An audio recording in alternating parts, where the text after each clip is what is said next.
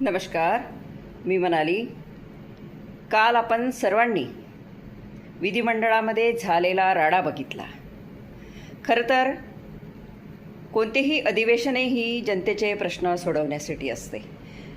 विधिमंडळाचं पावसाळी अधिवेशन झालं तेव्हापासून जनतेचे प्रश्न सोडवण्याऐवजी जनतेचं छान मनोरंजन झालं आहे.